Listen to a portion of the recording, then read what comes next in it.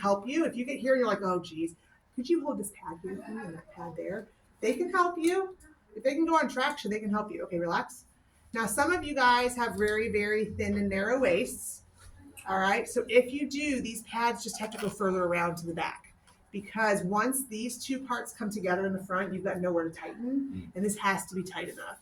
Even if these have to overlap in the back a little bit, that's fine.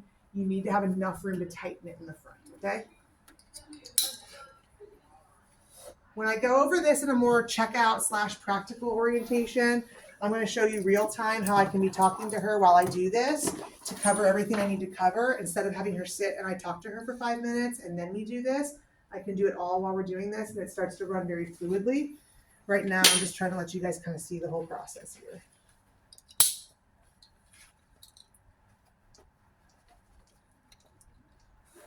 Okay, that's good enough for now. I'm in here for me. Oh, sorry. You're good. These straps are like complex. It's like they are initially, but once you get the feel for it, it's not so bad.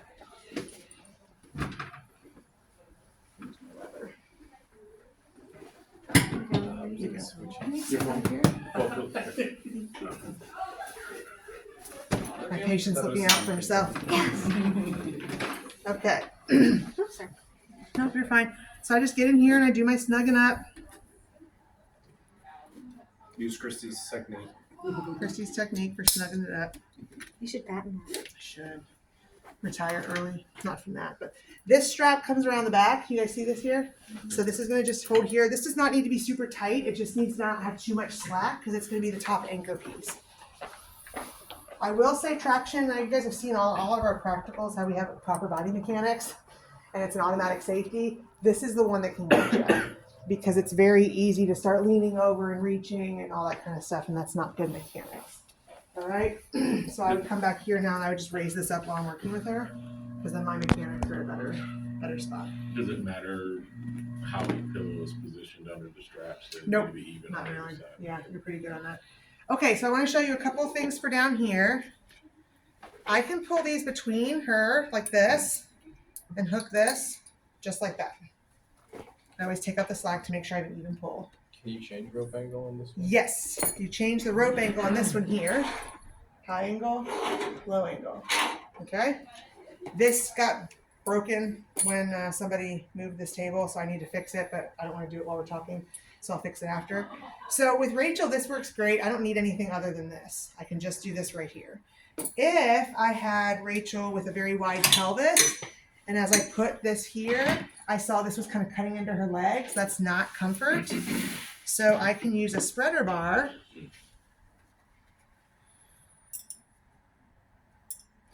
Which I couldn't find a minute ago. Rachel found it. And I can just do this and set this up here. So it just keeps the pressure away from the pelvis and the hips. Nice and easy. Does it do anything differently or just comfort? Just comfort. It does nothing else differently. And then there's a traction stool, which I'll pull back over later. We don't need it right now. But I could put her legs up on that traction stool like this. And then this just goes around the bars of the traction stool. So if you want a little more flexion, I don't really love having them have to hold their legs up like this. So we'll use the traction stool if I want them in a little more flexion to do that. Okay, I'm not going to turn this on because this is, well, I will actually, but just turn on very low because I have to hold this. All right, this one then is fairly simple. It's almost so simple that you're like, wait, did I do it wrong? This is the time adjustment button. Yeah, seriously.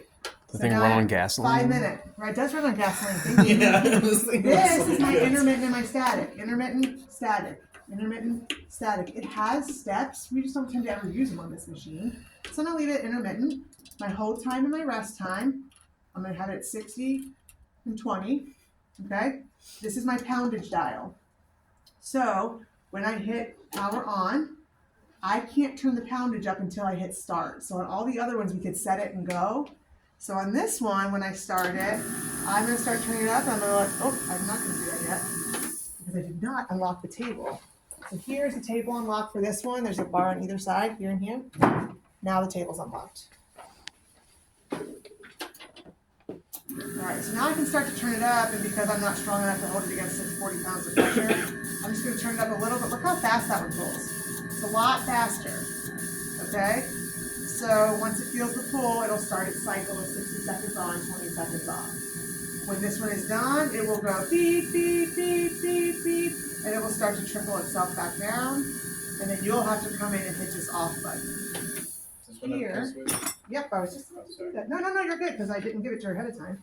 This one has it doesn't reach as far. So if they're prone, it's a little harder for them to reach that. I can do this real quick and go under. To give it a little more room. Okay? And then I would still give her a bell. In lab, we'll do some practice setting up in prone. It's actually my preferred position for disc pathology if they can do prone. It's wonderful. It's very, very effective. Okay? So again, spend a little time with the machine itself, spend a little time with the belts themselves, and then spend a little time putting on